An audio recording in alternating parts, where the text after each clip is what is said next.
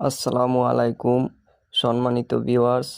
আজকে আমি আপনাদেরকে দেখাবো 10.5 ফুট বাই 9.5 ফুট একটা ওয়ালে কত পিস ইট লাগবে সেই বিষয়ে আমি আপনাদেরকে দেখাবো। তার আগে আমার এই কনস্ট্রাকশন হাব টিভিটি সাবস্ক্রাইব করে রাখেন।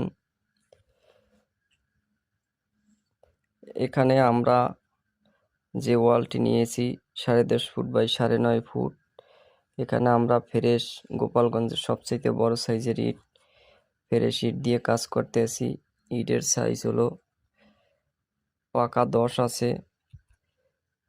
তাহলে আমরা প্রতিটি জয়েন্টে আধা ইঞ্চি করে বালি খাওয়াবো। তাহলে 10 ইঞ্চি ইট থাকলে আধা ইঞ্চি বালু খাওয়াতে হবে।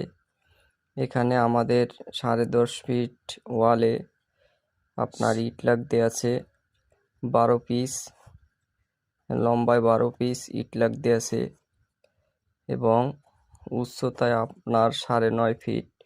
9.5 ফিটে 12 দিয়ে গুণ দিলে 114 ইঞ্চি।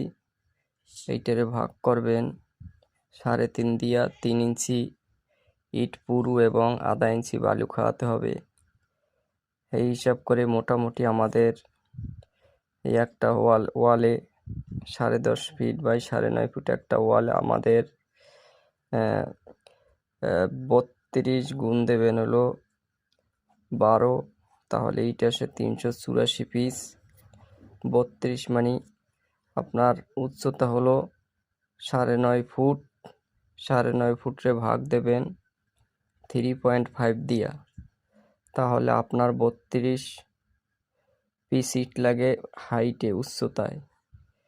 সেই হিসাবে আমাদের 10.5 ফিট বাই 9.5 ফিট ওয়ালটায় ইট লাগতে আছে 384 পিস।